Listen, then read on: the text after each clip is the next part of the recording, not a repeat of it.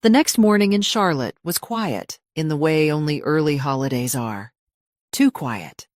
The house was still asleep, the kind of silence that feels heavier after something loud and ugly has happened the night before.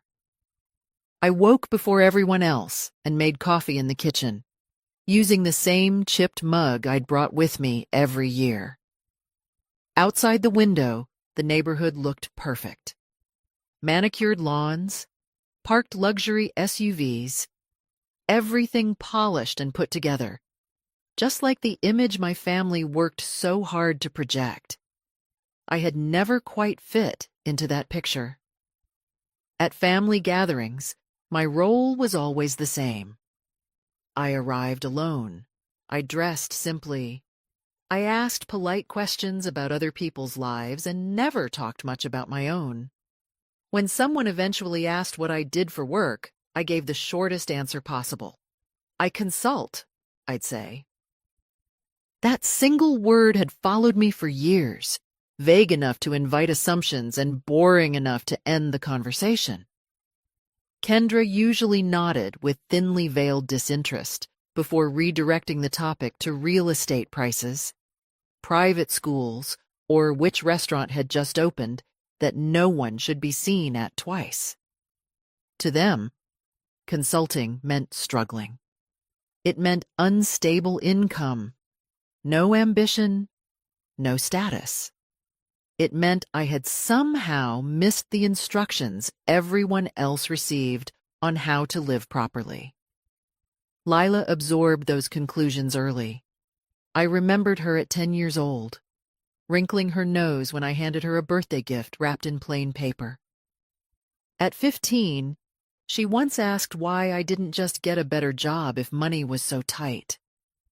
At 19, she stopped pretending to ask at all. The judgment was silent, but it was always there. I had been invited to Thanksgiving not because I was needed, but because excluding me would look bad. That was the unspoken truth. Later that morning, I overheard Kendra talking on the phone in the hallway. "It's just sad," she whispered, not quietly enough. "I mean, at her age, still driving that car, still renting clothes from the wrong stores? I worry about what example that sets." I didn't interrupt. I never did. From the outside, my life looked small. No husband, no children, no flashy milestones to post online, just a quiet routine and a tendency to disappear early from parties. But there were details no one ever asked about. They never asked why I was constantly flying in and out of Charlotte on weekdays, or why my phone rang at odd hours with numbers I always stepped outside to answer, or why I never seemed worried when money came up, even as they speculated about my lack of it. They never noticed that I listened more than I spoke, or that I remembered everything. By the time the family began to wake up and the house filled again with noise, I had already packed my bag. I left a note on the counter thanking them for dinner and wishing everyone a safe holiday. As I drove away, my phone buzzed again. Another notification, another clip, another stranger laughing. They were all so confident they understood who I was. What none of them realized was that the version of me they had dismissed for years was carefully constructed.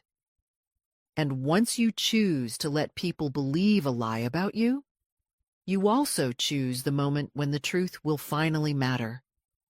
That moment was closer than they thought. The truth is, the distance between me and my family didn't begin with a viral video.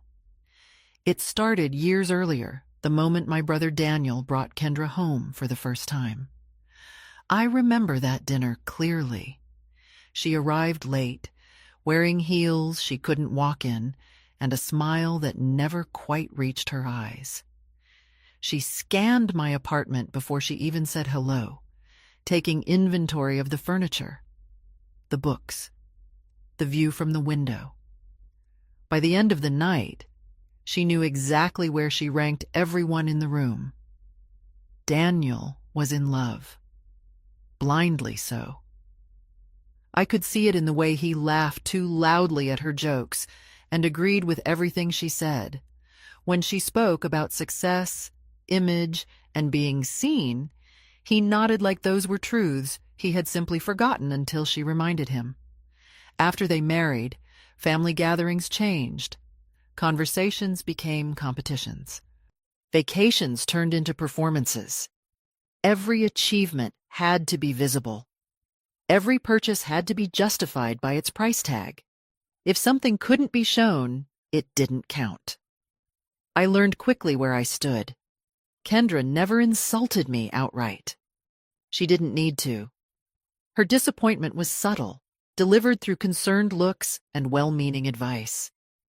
"You know, Eleanor," she once said over brunch, "it's never too late to reinvent yourself." Daniel didn't stop her. He rarely did. When Lila was born, I watched the cycle begin again. She was surrounded by labels before she could walk. Designer blankets, curated photos, a future carefully shaped around appearances. I loved her anyway. When she was small, she liked sitting beside me on the floor, flipping through books and asking questions that had nothing to do with money. Back then, she was curious, not calculating, kind, not clever. But children learn what they are shown. As Lila grew, she learned which people mattered and which ones were background noise. She learned that attention was currency, that laughter could be earned by pointing it at someone else. The night I made my decision came quietly. Lila was 6. It was her birthday party, loud and expensive.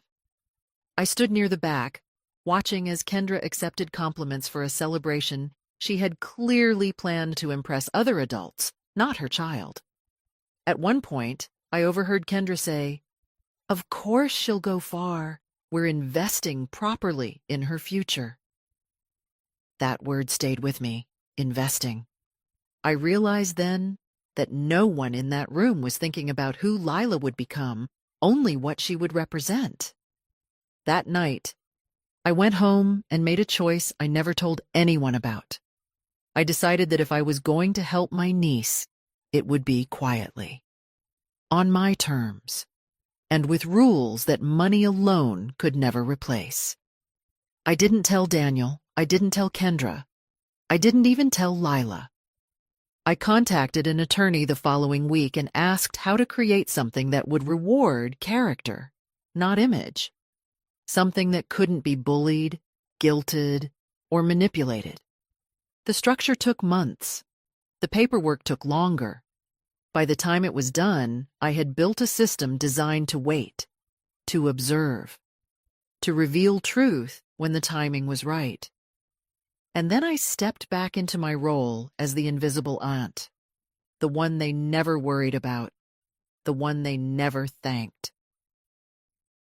They had no idea a decision made in silence years ago would one day stand at the center of everything they believed was secure. And neither did Lila. Not yet. The trust was never meant to be a gift. It was meant to be a mirror. I established it quietly in Charlotte through a private legal structure that carried my family name but not my identity. On paper, it looked like a conventional educational trust. Conservative investments, long horizon, no extravagance, nothing that would draw attention. The intention was simple: give time room to work. Each year, I added to it methodically. Not in dramatic sums, but consistently.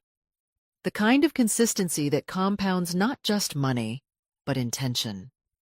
I wanted the fund to grow alongside Lila, to mature as she did, to be there when she reached an age where choices mattered more than potential. No one in my family ever asked where the scholarships came from, or how certain doors always seemed to open at just the right moment. They were comfortable believing that everything they had was self-made, earned through taste and effort. I let them. The most important part of the trust was not the amount. It was the clause. I asked the attorney to write it in plain language. No loopholes, no ambiguity, no room for interpretation shaped by emotion. The beneficiary must demonstrate consistent behavior, reflecting integrity, kindness, and respect for others. Public conduct materially inconsistent with these values would trigger a review. The trustee would have sole discretion to act. It was not a punishment clause. It was a values clause. Money without character does not build security. It amplifies whatever is already there. The trustee I chose was a man named Raymond Clark. He was not family. He was not impressed by status. He believed rules mattered because people mattered. He had built his career protecting foundations from being hollowed out by entitlement. When I explained what I wanted, he listened without interruption. "You understand this may never be released as intended," he said. "I do," I replied. "And you are prepared for that?" "Yes." The secondary beneficiary was listed without fanfare, a regional scholarship program for first-generation college students in North Carolina, young people who had never been taught how to perform success, only how to earn it. I hoped I would never need that line. Years passed. Lila grew older, smarter, sharper, more aware of cameras and audiences. The kindness I remembered from her childhood thinned and hardened into performance. Compliments became currency. Cruelty became humor. From a distance, I watched. I watched her learn which angles made her look powerful. I watched her learn how to speak with confidence without substance. I watched the way she spoke about people who could not elevate her. Still, I said nothing. The trust continued to grow. Quietly. Patiently. By the time Lila turned 18, the fund had crossed 7 figures. Raymond notified me of the milestone, not with excitement, but with caution. "We are approaching the evaluation window," he said. I knew. Her 21st birthday would trigger the final review, not a single moment, not one mistake, but a pattern, a record, a body of behavior. I told myself that people could still change. That maturity sometimes arrived late. That the version of Lila the internet saw might not be the one she truly was. But doubt has a way of settling when ignored. As the release date approached, something in me shifted from hope to watchfulness. Not fear, awareness. Because once money is given, it cannot teach. It can only confirm. And confirmation was coming faster than anyone realized. The first video might have been dismissed as cruelty disguised as humor. The second one erased any doubt. By Sunday afternoon, Lila was no longer pretending the moment had slipped out accidentally. She leaned into it. She stitched reactions. She replied to comments with smirks and emojis. She framed the story the way influencers do when they sense momentum. "This is just how my family jokes," she said in one clip, shrugging. "If you can't laugh, that's on you." The comments rewarded her honesty. Or what passed for it. Drag her. She deserves it. Not everyone can keep up. She liked those the most. By Monday morning, the narrative had solidified. I wasn't a person. I was a character. The poor aunt. The cautionary tale. The punchline that made her look sharper by comparison. I didn't respond. Silence, after all, is invisible online. And invisibility has its uses. Raymond Clark called me that afternoon. "I assume you've seen the additional posts," he said. "Yes." There was a pause on the line, the kind that signals a shift from observation to action. "This is no longer a single incident," he continued. "It's a pattern. Public, deliberate, monetized. I pictured him at his desk, glasses low on his nose, the trust documents open beside a tablet streaming the latest clip. He was not a man who reacted quickly, but he was a man who recognized thresholds. "She's scheduled brand meetings now," he added. "She's using the attention to negotiate sponsorships." I closed my eyes. "That suggests intent," I said. "Yes." We didn't need to restate the clause. It hung between us like a line already crossed. Raymond was careful. He always was.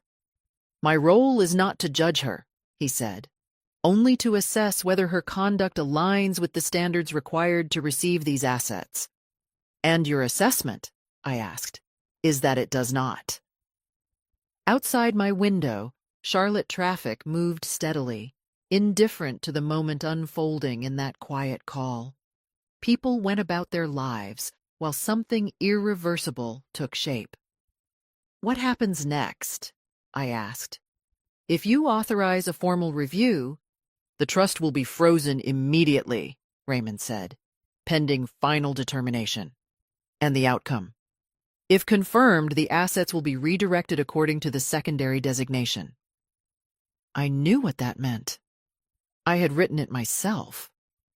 But knowing something intellectually is different from hearing it aloud. "I want to be clear," Raymond added. "Once this is done, there is no reversal. Not for apologies, not for deletions."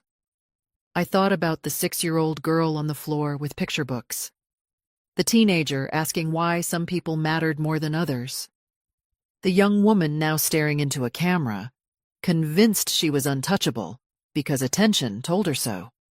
"Proceed," I said. The trust froze that evening. Lila kept posting. She didn't notice the quiet line item in a system she had never bothered to understand.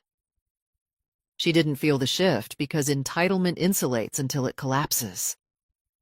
2 days later, she posted a countdown video. 14 days until I turn 21, she smiled. Life is about to get very real." The comments flooded in with champagne emojis and dollar signs. I watched that one once. Not because I was uncertain, but because I understood something she didn't. When people mistake silence for weakness, they stop watching for consequences. And the most dangerous consequences are always the ones you don't see coming. Lila's 21st birthday arrived wrapped in glass and lights. The venue overlooked downtown Charlotte, all clean lines and open air. The kind of place designed to look expensive from every angle on camera. White drapes fluttered against the skyline. A DJ played music, just loud enough to feel important. Every surface reflected something shiny. Ice buckets, champagne flutes, phones held high. The banner behind the entrance read, "Finally 21." Her face was printed twice as tall as she was. I arrived alone, exactly on time, wearing a simple navy dress and flat shoes. Nothing new, nothing memorable. Several people glanced at me, then away, as if their eyes had slipped over something unimportant. That was fine. Lila didn't notice me at first. She was too busy greeting guests, hugging influencers she barely knew, thanking people for stories and tags and exposure. She moved like someone who believed this night was a beginning, not an ending. Her mother hovered nearby, radiant and restless, soaking in reflected attention. "She made it," Kendra said to someone I didn't recognize. "All her hard work is finally paying off." I stood near the edge of the crowd, close enough to hear, far enough to be ignored. Halfway through the evening, Lila climbed onto the small stage with a microphone in one hand and her phone in the other. The DJ lowered the music. "I just want to say thank you," she said, beaming. "This is literally the best night of my life. I'm officially 21, which means I finally get access to my trust fund." Cheers erupted, glasses clinked. Someone shouted her name. "I don't even know who set it up," she laughed. But I promise I'll make terrible financial decisions in their honor. More laughter, more phones raised. That was when Raymond Clark stepped forward. He hadn't been announced. He didn't need to be. He wore a dark suit and carried a slim leather folder. His presence cut through the noise without effort. Lila frowned slightly, confused, then smiled again. "Oh my God," she said. "Is this happening right now?" Kendra clasped her hands together. "This is the administrator," she announced proudly. "He's here to make it official." Raymond took the microphone. "Miss Lila Bennett," he said calmly. "I am the trustee of the Educational Trust established on your behalf at birth." The room quieted. Anticipation thickened the air. The trust reached a value of $1.9 million earlier this year. A collective gasp. Lila's mouth fell open. Tears sprang to her eyes. "But," Raymond continued, and the word landed heavy, "pursuant to the governing agreement, the trust underwent a character review prior to disbursement." The silence was immediate.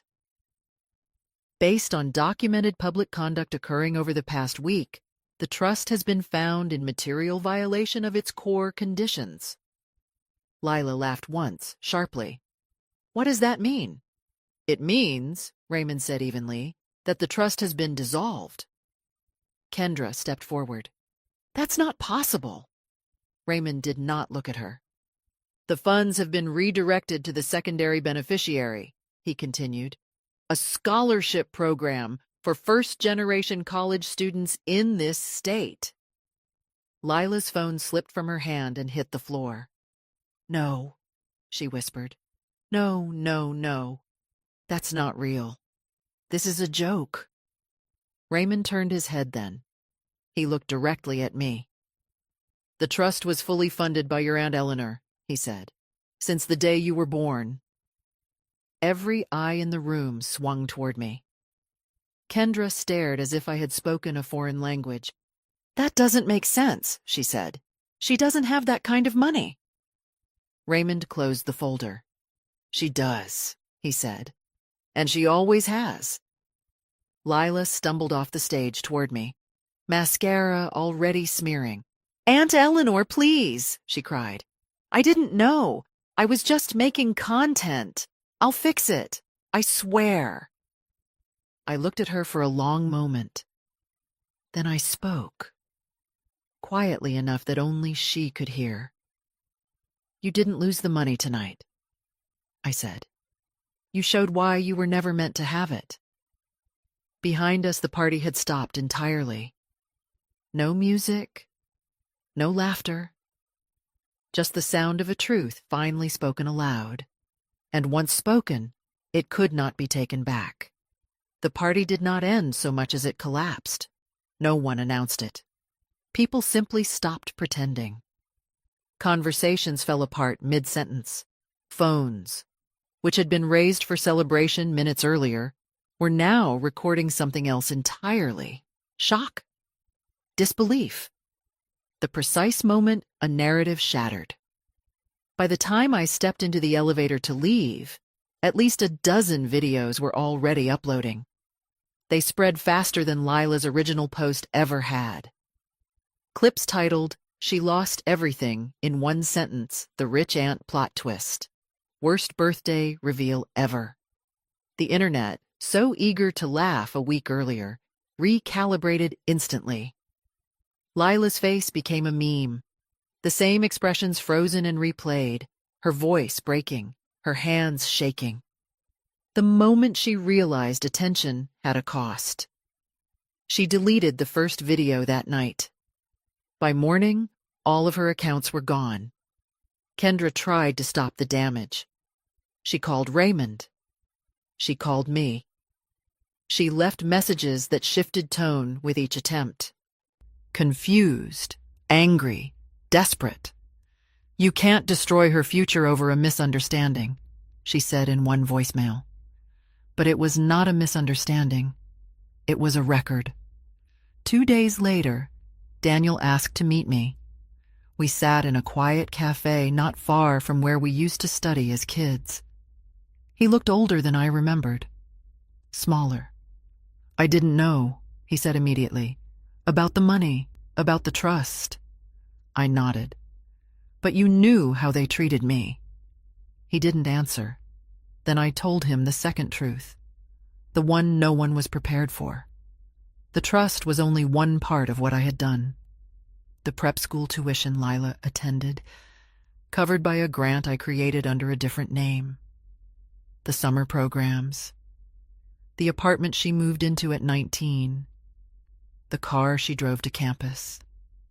All quietly funded. All conditional. All invisible. Daniel stared at his hands. "She thought it was us," he said. "I know," I replied. "That was the problem. The scholarship fund received the transfer within a week. Raymond sent me the confirmation without commentary. 14 students were selected for the first round.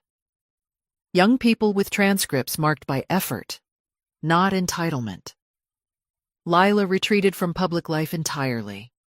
No statements, no apologies, just absence. In some ways, that absence spoke louder than anything she could have posted. A month later, I left Charlotte. Not out of bitterness, out of clarity. I took a short-term lease in a quieter city where no one knew my name or my history, where I could walk unnoticed and unjudged, the way I always had. One evening, as I sat on a balcony watching the lights come on below, my phone buzzed. A message from an unknown number. It was from one of the scholarship recipients. She wrote that she had been accepted to a program she never thought possible. That she didn't know who had made it happen, only that she intended to make it matter. I closed my eyes and breathed. Lila had believed her story was about exposure. She was wrong. It was about investment. And who deserves it? The cruel irony was this. She had been standing on a foundation built quietly for her benefit. And she never once thought to ask who laid the ground beneath her feet. By the time she realized, it was already supporting someone else. I am sitting in my living room now, far from Charlotte, wrapped in a soft sweater that cost less than a dinner entree at the party Lila once believed defined her worth. The room is quiet. No cameras, no audience. Just space to think. People often assume that power announces itself, that wealth demands visibility, that success needs witnesses to exist. I once believed that too, before life taught me otherwise. What happened to Lila was not revenge. It was not humiliation. It was alignment. The moment when values met consequences without apology. I never wanted to hurt her. I wanted her to understand something deeper than money. That character is not something you perform when it benefits you. It is something you live when no one is watching. The funds now support students who have never mocked anyone for attention. Students who understand that dignity is not a brand. Their futures are unfolding quietly, without hashtags, and that feels right. As for my family, time will decide what heals and what does not. Some silences are protective. Some are final. I no longer feel obligated to explain which is which. I still live simply. I still drive an unremarkable car. I still wear clothes that feel like myself. None of that changed.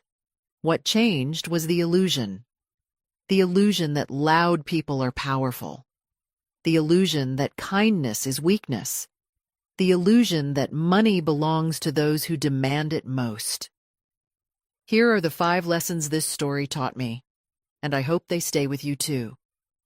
First, never underestimate people who live quietly. Silence is often a choice, not a limitation. Second, Character matters more than image.